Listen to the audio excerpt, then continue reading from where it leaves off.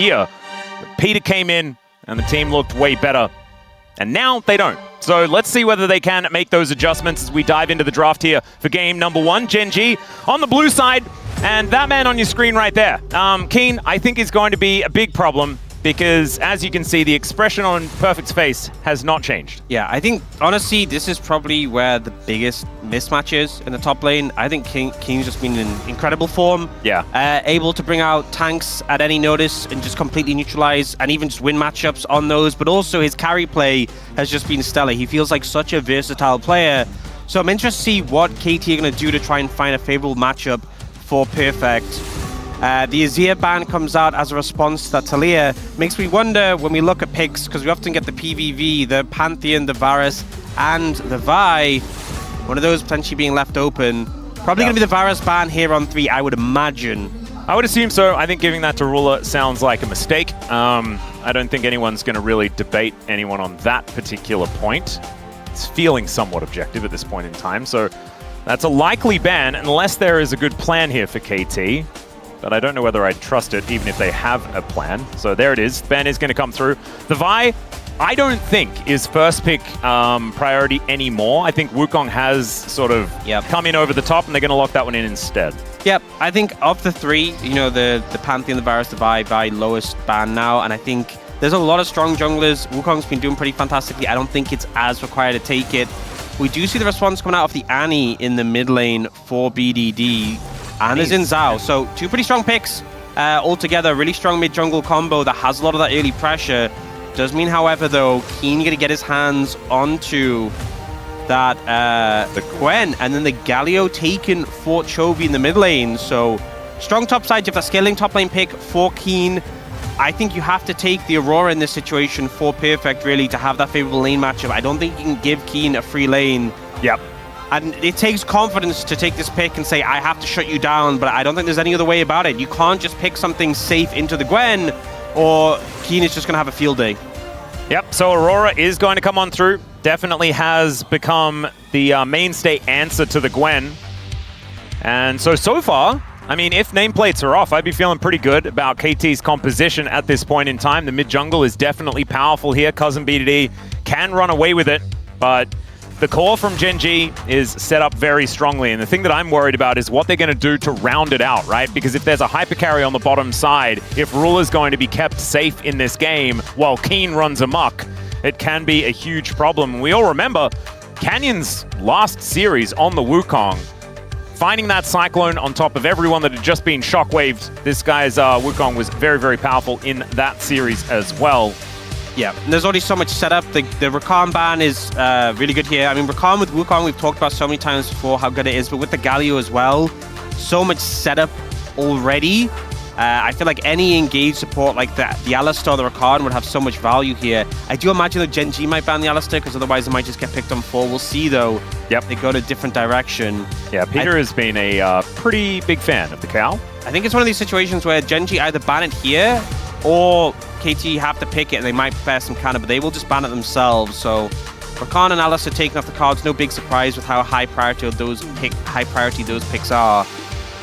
And now the choice is here. It's kind of interesting, right? Because there are a few like schools of thought that you can come into, as Peter often wants to be on something that can make the first move, that can start these engages. So Herald comes to mind, but instead they're going to lock in the Sivir just to give them some consistent damage in these teamfights. Sivir really has launched herself into priority. Yep, and a lot of melee champions we can get a lot of value into here. And Gen.G toying with the idea of going for the Kai'Sa. Does fit with their comp and the dive potential. The Rel, we've seen Rel Wukong do really well. These 2 picks performing super well on the patch currently, and a ton of dive potential here. Very on-theme composition for Gen.G. A lot of dive threats, and they have the Kai'Sa and the Gwen for that sustained DPS. Yep, the Galio delivery as well is going to be very consistent. Let's see what Peter is going to go for here, as he's toying with the Braum or the Nautilus. I feel like Braum would be pretty powerful here, but we'll just have to see. This would be the more offensive choice, as Peter right now seems like he has settled on Big Daddy towards the bottom side, and there it is. Yeah, so going for the Nautilus, my one concern about the Nautilus is he's such juggernauts here in the LCK. See whether they can do it.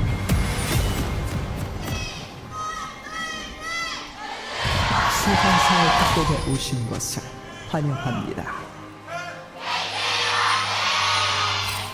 All right, KT fans, though, in full voice here today. We are, as a disclaimer, on the KT side, so maybe I'm thinking that they're a bit louder than I thought. But starting things off with a flash out from Chovy. KT looking good. Perfect going to start off with a miss, but still does a whole lot of damage. So there we go. It's fine. Just Aurora things. Maybe it wasn't a miss. It looked like a miss. Yeah, I think he got it. Okay, never mind. Connection, got the damage in. But yeah, this is a good start. Getting the flash of Chovy early on, especially as a melee champion, can make things a little uncomfortable. And I really, the pressure is on Perfect in this game. This is a favorable matchup for Gwen, but, you know, I feel like it's one of these situations where you have to keep the Gwen down. The emphasis is on Perfect to really put Keen into the dirt. And if you fumble, if you make mistakes, if you give Keen opportunities, the game can just be over. You know, you can't play this lane and go even. You can't play this lane and fall behind or make mistakes. You have to play, you're playing this lane to win. So I'm hoping he steps up to this role his team has given him. And the rest of the map, you know, BDD now in a position where he has flash advantage and he's playing ranged in a melee. He's going to be very comfortable. And bot lane as well should be pretty comfortable with this matchup. I have a question. Do you think that Gen.G is sponsored by Grasp the Undying? I mean, they have one, right? I know, but like, I just feel like Keen and Chovy take Grasp anytime they can. I think if Chovy could justify it on Galio in this game, he would have taken it. They do enjoy it, you know? I feel like just the extra HP, their trading power, they are enjoyers of Grasp. They really are. I feel like it's just, it's the comfort keystone for both Keen and Chovy. As level 2 going to be gained here by Dr. and Peter. Feeling pretty good down here as the Titan's Wrath is going to keep Peter away from losing any health. As Chovy finds a little bit of a taunt here onto BDD, who grabs a Molten Shield and is absolutely fine with everything that's going on. Perfect. I feel like this matchup is so much about if you hit your buttons, it's unplayable for the Gwen. Yep. The thing is as well is even Aurora is one of these picks where just if you're getting autos down, you know, it's kind of like Kennen, where you have the empowered aspect of your auto attacks. Yep. You can just proc your passive with autos, and even that is enough just to continue harassing. So obviously hitting the abilities as well is a lot of your damage, but you can just auto while weaving in between your abilities. And as long as you're not giving a window for Gwen to get on top of you, you're really comfortable. And to be honest, with the fact you have a dash on your W, a dash on your E, Gwen should never really close distance on you unless you're making a big mistake. It's only really after Gwen has ultimate where I can see windows where you can mess up. And then you have your ultimate as well, so you really have to fumble something. You can see BDD trying to position as aggressively as possible, but isn't even able to stop Chovy from getting the majority of the minions so far. Chovy pretty good at making sure he maximizes that particular counter. That is going to continue here as he almost has that flashback up again. There's the hook connecting here onto Duro, but he trades it for the Shattering Strike. Nice little trade here, actually, as there is the Spell Shield out from Doctarm. Down to the bottom lane comes Cuz. Let's see whether this Xin Zhao can make this dive work. This could be dangerous. Let's see how Gen.G are going to handle it. There is the start onto Duro. The Shattering Strike's fantastic, though, as Peter is definitely dead. First blood goes over to Gen.G, and Doctarm even almost dying to that last turret shot. A 1-for-1, but more money to Gen.G. This is a hard dive to pull off, and I think the trade's still pretty okay for KT. The fact that they managed to take out Ruler, get both of his sums, overall, I think you can be decently happy with that, but definitely was a scary one there. The turret's starting to do so much damage, and you saw, you know, especially against a Rel with the amount of CC available, I think they committed to that play with the understanding that definitely one of them was going to go down. Yep, it was decently played in the end. With the fact that Ruler does go down, it does mean that KT are trading up just a little bit with the fact that they do stop the Kai'Sa from farming. So that is a very good point there, Orcs. And also, Doctarm maintains his summoner spells in this situation. Yeah. Still has his. Yeah, Peter goes in. They initially get the CC on a Duro. Ruler cleanses early, and then he tries to flash for the Q there, Peter, but doesn't end up landing on a Ruler. But ultimately, Cuz and Doctarm are able to get out. I think the only thing is because Doctarm takes that turret hit on the end, is able to push that final wave, but not super meaningful. Yeah, it's a little bit of nitpicking, but otherwise, KT do find themselves in a very small gold advantage. And by that I mean basically no gold advantage whatsoever. Yeah, I think the positive is that the kill went on the Cuz compared to the kill gun on a Duro, so there is that bonus. And obviously we've talked so many times about Sundered Sky, that first item spike on the Xin Zhao being really meaningful, so a looking to see him capitalize on that. It does feel a little bit like Cuz is doing the donkey thing, you know, where KT get completely obliterated by Xin Zhao, so they're like, oh, Xin Zhao is the best right now. Yeah, I mean, it's a good strat. Yeah, works out pretty well. Let's see whether it's going to pick them up a win here in game number 1. Oh, they're making a play bot side. We've just seen perfect TP, and they want to dive Keen here. Well, a Gwen could be a little bit more tricky to take down. Let's see whether it is going to work here as Peter gets himself the shield. Cuz is the one that starts tanking first. Is perfect. Actually picks up the aggro. Drops it. It's Doctarm that picks up another one. But Keen is very healthy underneath this turret and says, you know, you're going to need to bring 5. Yeah, the level 6 hit comes through. The Shroud used so well. This dive not going nearly as well. And now Ruler gets alone time with the top lane tower. They committed so many resources to make that play work. The fact they TP'd Perfect down. And now, you know, I was talking so much about Perfect in this matchup needing to shut down Keen. Take a look at the scoreboard. Look at that CS advantage in favor of Keen. The level advantage as well. This is a disaster for KT. Lane swap working out incredibly well here for Gen.G to make sure that the Aurora versus Gwen matchup isn't even really a thing worth talking about. KT took the gamble, and it did not pay off with that dive on the bottom side. It's not the end of the world. You know, the gold swing is barely anything, but still, the fact that the Gwen gets a free way to the mid game is pretty scary. Let's have a look at Keen and how he navigates this one.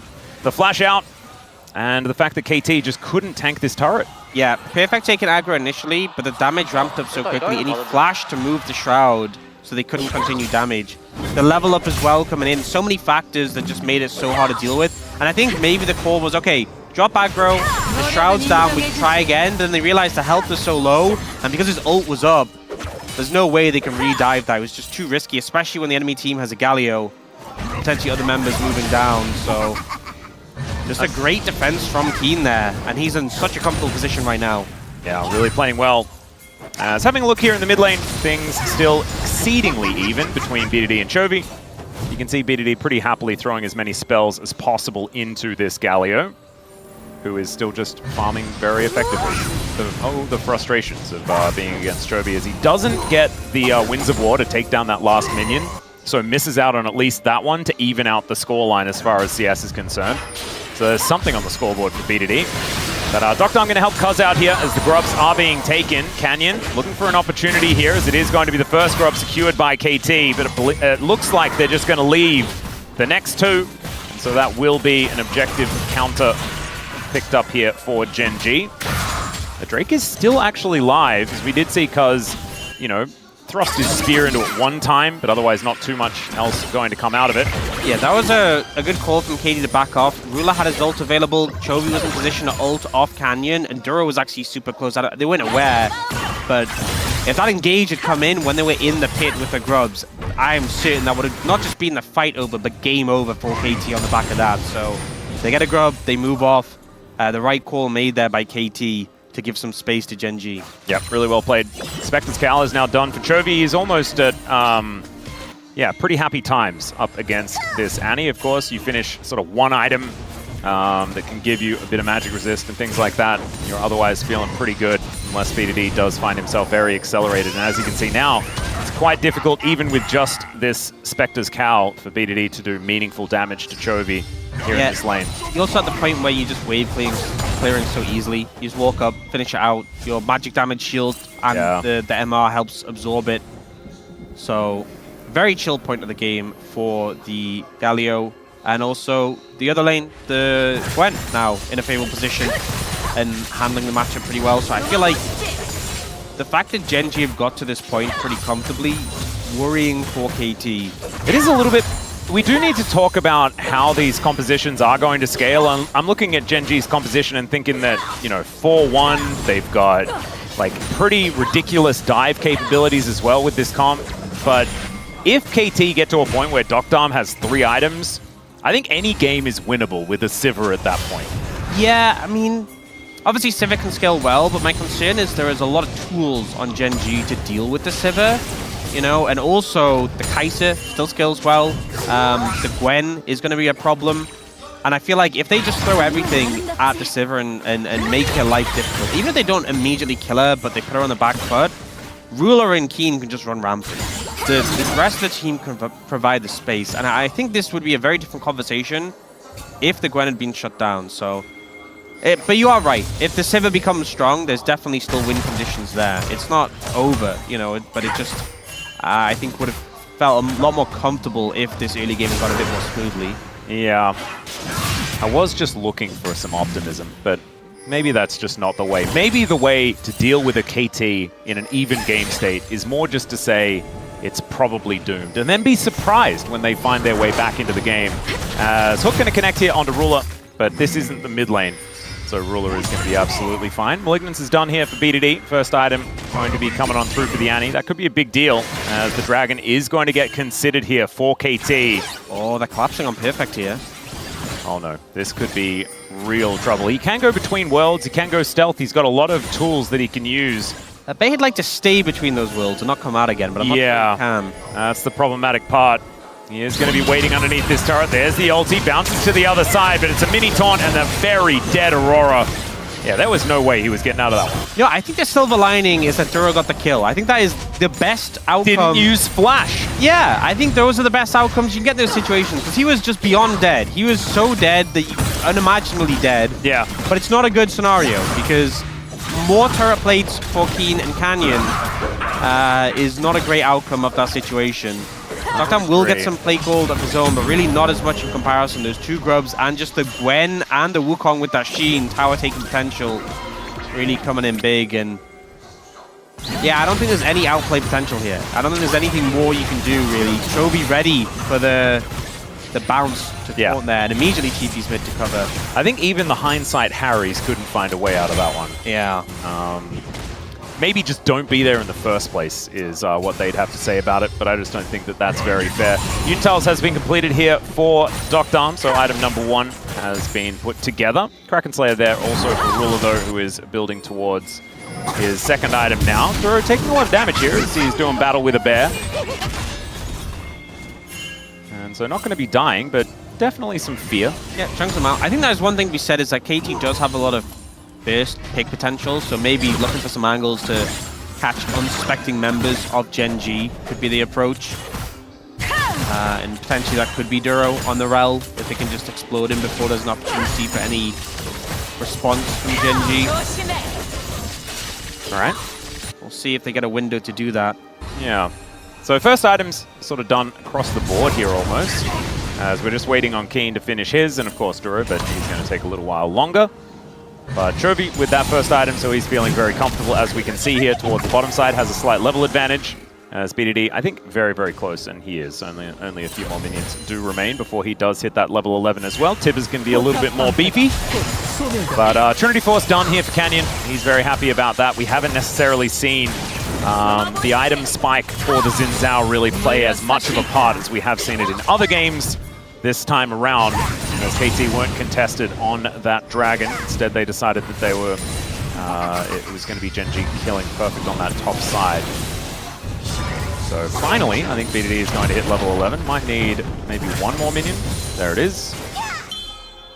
Just have that extra strength. The Tibbers, yeah, a little slow going now. No real emphasis on either team to make anything happen, but Herald spawning in about a minute. And it's just 2,000 gold for Gen.G, based on that the trade, right? Taking the turret on the top side of the map, taking down Perfect as well. Yeah. Giving up a Drake, not really feeling too meaningful at this point in time. So 40 seconds, we will have a potential fight for a Herald. Maybe that is where we're going to see something begin. Or something end. Yes. Those are the two.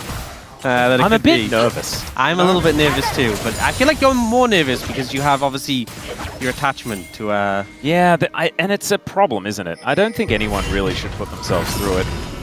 We do it mainly so that we can spread the word that this is perhaps not what you're supposed to do. And that is have any emotional attachment to KT whatsoever. Well, we also saw that yesterday with Dagon with Bro. Yeah, true. He went through a whole thing. Although, I mean, have we confirmed that he is still a Bro fan when he took the Bro day off to go support T1? Actually, you know. Not sure about that. It's some interesting thoughts about that one. We should really discuss it. I mean, I think that maybe I'm reading too far into it, but, you know, there is objective fact that is getting in the way. It's not really speculation, is it? Okay, Gen.G positioning around this Herald that has freshly spawned in the pit. KT don't really have a great spot to get away in on this. You know, we've got good vision set up from Gen.G. See Cuz trying to move in through the top side. And it looks to be just taking this. Picking the gap there is Peter. That's a difficult choke to approach from if Duro wants to make something happen. Well, Peter just not going to be able to help take this Rift Herald, but can they find themselves a fight? That's the question. Good vision is here, but Duro's just going to get exploded, but able to flash himself out. The double knockoff comes through as Galio makes his way in. Crescent Guard to try and keep Cuz alive as he flashes away. That's a lot of damage here, but it's mainly onto a clone, as now we're just driving Shelly through Peter, who does manage to buffer a pretty nice dredge line, but meanwhile, on the other side of the fight, the Winds of War devastating KT, and lots of people taking lots of damage, but no one dying except that turret. That was such a crazy fight for no one to go down in. Summoners been like crazy there. 3 flashes from KT. There's a lot of back and forth. It looked like initially maybe Joe was caught out a little bit overconfident here, but it was definitely the call was you have the backup of Chovy. They try and burst him down. He ends up disengaging there. Maybe could have gone in instead because he knew he had the backup from Chovy coming in. But when Keen arrives, KT are not interested, want to back away. The ult from the Aurora does slow things down, but then that Herald charge comes in from Duro to disrupt, but still gets a value, hitting the mid lane tier 1. Yeah. At the end of the day, Gen.G got the Herald, Gen.G got mid tier 1, they got what they wanted. And more. I mean, the gold lead hasn't really changed that much, but the amount of map control that you get by taking that mid outer turret, the fact that they do get the Herald on top of everything, and the fact that's feats of strength as well. They took Sivir Flash, Annie Flash, and Zinzao Flash. Some pretty good pickups, I would say. I'd say it's a few things that are kind of working out here, as now KT might find themselves in an awkward position. Canyon still has that Warrior Trickster available as the teleport brings Chovy in. Justice Punch connects beautifully, but KT have reformed the Phalanx and Keen has to flash away. Cuz is just booking it towards the enemy team. He's on the hunt, wasn't even there. He was just running real fast. Hook gonna connect onto a clone here as Peter putting the pressure onto Canyon as BDD lying in wait, throws down Tibbers but misses. A little bit unfortunate, opportunistic bear placement. And we are nowhere near a dragon coming up, and that turret is still limping along without a minion wave to put much threat on it. I feel like sometimes in the LCK we get these games where there's not many kills, not much is happening, there's not much action. This is the opposite, but we're still not getting the kills. It's not for lack of trying though. These teams really trying to make things happen, but the disengage coming out is really mitigating anyone actually going down. The effort is there though. Gen.G now looking for this red buff. They might have found Cuz. They definitely did. There's the Cyclone. Killer Instinct comes in as Cuz able to cross on over to the red buff. The flash comes forward and Cuz will be taken out. But the max range hook comes in from Peter. Finds the triple knockup as well. Still, Doctom doesn't quite have the damage as Perfect is coming down. And there is the kill. It's unfortunately Peter that locks it down. Then the rest of them as Perfect says, nope, we ain't out of this one yet.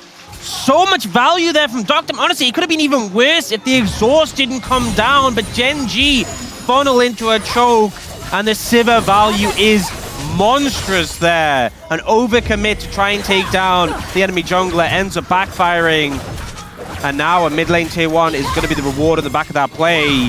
This could swing the gold completely back. 100%, and this is, you know, Doctom getting the value, was in a position where he couldn't be aggressed on, so much was committed onto the Zinzao, and we see so much, and this little slick jump to the red buff buys time. The ult comes down, and he's just getting so many ricochets here. The exhaust even comes in. If this exhaust doesn't come through, it would have been even quicker.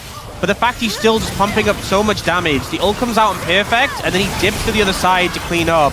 Really well played, honestly, by both the top and AD carry of KT. Yeah, man, gorgeously played there by KT. You can see the KT fans daring to believe, daring to think that perhaps this is a winnable game state. Most of us know that it's not worth hanging our hats on anything just yet. KT still with a slight gold deficit. But still, Atakan just spawning. It's Chemtech Soul, as we were distracted by the lack of action. And so Orcs unfortunately wasn't paying too much attention to the dragon, so we are going to start off with one. One Chemtech Soul, forgivable, fine. Yeah. When you get like 3 in a day, that's when we're like, Orcs, dude, like, what are we doing? Statistically, you know, you're going to get you're going to average out maybe, if it's like a 6-game day, you're going to get 1 a day. Yeah. On average, right? It is, it's how it's supposed to work, statistics.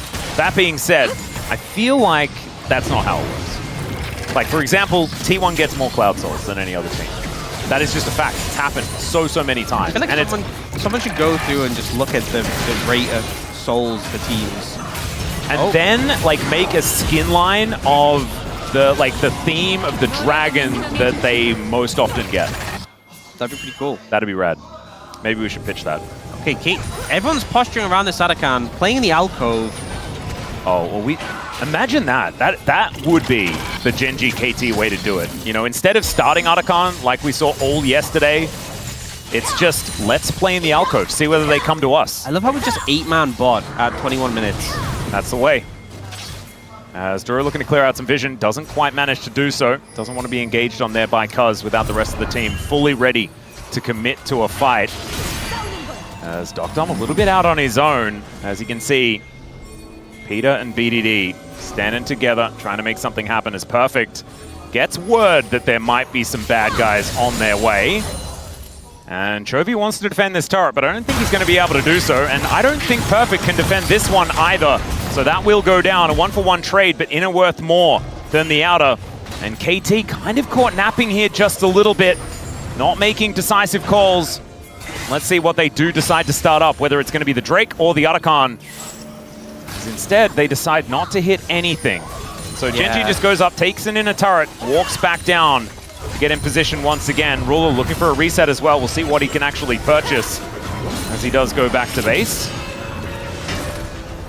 A very awkward passage of play, I feel like, for these teams. You know, neither of them want to really start up the Arakan with how much shred it does. But then they kind of end up trading those towers and then just going for the resets. Both supports add wards.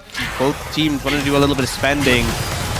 Almost like a handshake just to open it back on the map, and neither team staying to take the dragon, valuing that reset time, and now both teams moving down, but Gen.G there a little bit faster, able to get a little bit more control in the area first and foremost.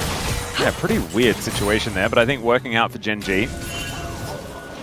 Let's see, because we are now just all going to group up again, and we'll see whether a fight is actually going to occur. Yeah, KT have the river control now and will pick up that Scuttle Crab. I think it's safer just to play for the dragon. I think that's the correct call. And if you win the dragon fight, go for the Arakan. That might be the option that they're going to look at here. Is Winter War going wide, Shattering Strike not finding the mark as KT have started off this dragon. Perfect on a great flank angle here at the same time as the rest of Gen.G all just grouped up. There's the flash in from Canyon. Finds the Cyclone, but out goes BDD.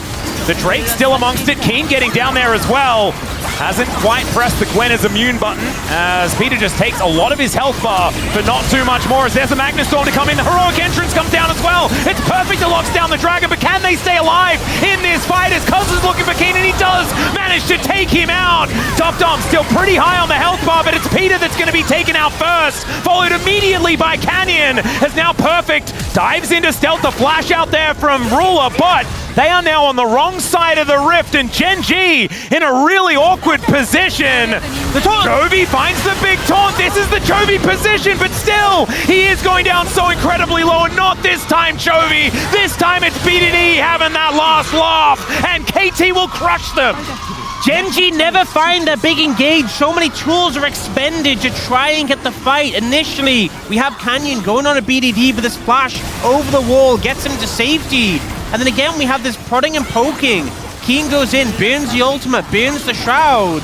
But this is so many resources expended, and KT are just patient. We even get this final engage that comes out, a great disruption from Peter, the ult from Galio, and now is when KT feel confident. So many tools have been expended, and Doctum can step up and start shredding. Gen.G start to lose in terms of health bars. Yes, they kill Peter, but they've lost so much and they have nothing left. No more gas in the tank. So KT can charge forward and finish them off. It gets a little bit messy, but this spell shield from Doctum was so big. He goes down, but he's able to trade with Ruler, and that means they can clean up the fight. I really loved how BDD played that as well, using Tibbers to make sure that they're not hiding in any brushes either as they move their way into their jungle. It's really cute play. Red buff is going to be stolen here by Gen.G, and by no means are they out of it or anything like this. This was a fight for the Arakan and a fight for the Dragon. Otacon doesn't necessarily mean you're going to win. Yes, it's good.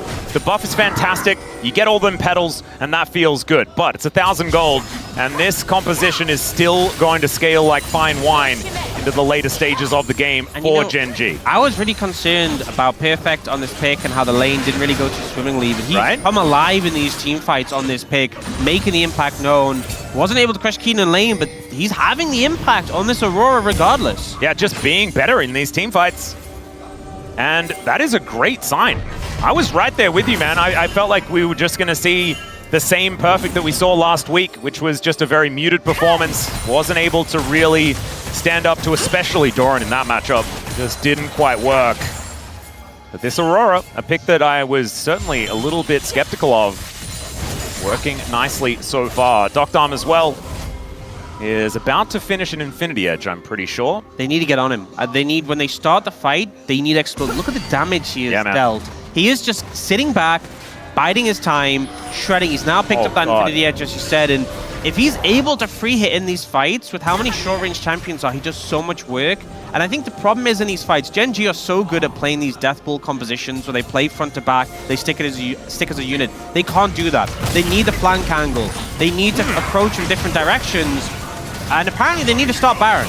Well, that is exactly what they're going to do, as Peter does find a hook here onto Dura. Let's see whether they do turn, as Canyon and Ruler are sticking on this Baron for quite some time. Keen on a flank angle. There's the Magnet Storm from Dura that brings him in.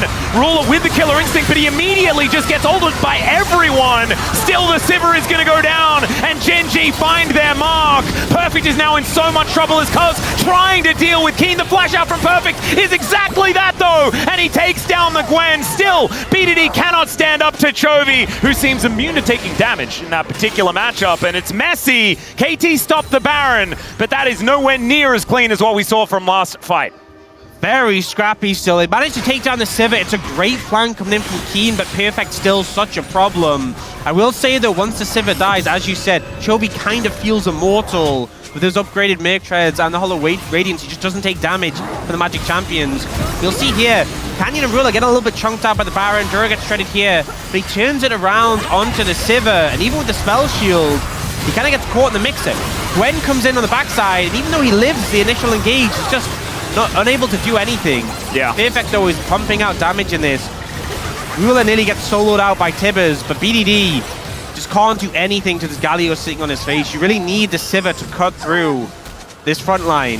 Yeah, there's no real way for them to play it. I think Cuz played that beautifully as well. His aggro management, absolutely gorgeous. Made sure that when he was under fire, he got out of there, but then gets straight back in to finish the fight. And otherwise, it could have been even better there for Gen.G. As Cuz is now going to be taking some Shellfish. Tagged by that Void Seek, but I don't think Rule is going to be doing anything about that. Next Drake going to be up in 2 seconds time, and that is likely what KT going to fight for next. As okay, instead it's Gen.G that starts off the fight. Some needlework, but Peter still pretty healthy. Chovy making his way in, the Winds of War come down. There is Duro with the Magnet Storm on the only one is BDD. Finds the Blackboard, Ruler is executed! And the Between Worlds is gorgeous here for Perfect as well. Still the 3-man taunt, and Chovy just showing that it's real difficult to kill this Galio, but kill him they will, as KT look to ace them again! Chovy's still going to try and get out of here, but Perfect should be able to tidy this one up. And KT, they can take themselves Soul Point, and they can crush some turrets if they'd like. Gen.G thought they found the engage, but BDD immediately turns it round onto the Kai'Sa. Rulers exploded in a heartbeat, and took them once again, survives for just way too long. The Galio incapable of finishing him off, and KT clutch another fight. This team, who struggled to see how they could break into the top 3, are toppling the #1 team. We'll see the engage starts to come in, and Ruler just gets exploded after this engage. Had flash, didn't react in time, and he just gets deleted. Both members of the bot lane here, and then as well, Doctarm low on HP, gets taunted, but the damage just isn't quite enough. He kites it out. Chovy doesn't have cooldowns. The block there from Peter is great, the Spell Shield and the Winds of War as well. And Chovy just has to flash away to try and survive. And when that taunt came in, I thought that maybe there was going to be some sort of opportunity, but with Ruler dead, there just wasn't any damage. And Perfect is just tearing them apart, man. 3.5 items now completed here for this Aurora.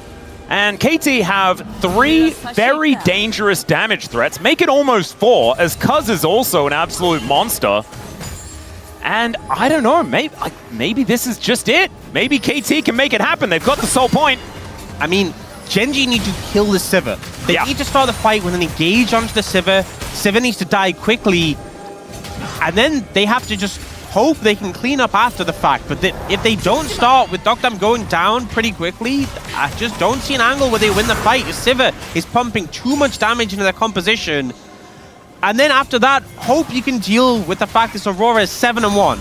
Yeah. But there's a lot of problems right now. The gold lead isn't even that significant, but they are just struggling to pull off, to execute when it comes to these dives. They are starting up the Baron again. They have so much vision of this area. I mean, KT just have no idea what's going on. Still, they are going to group up, move in.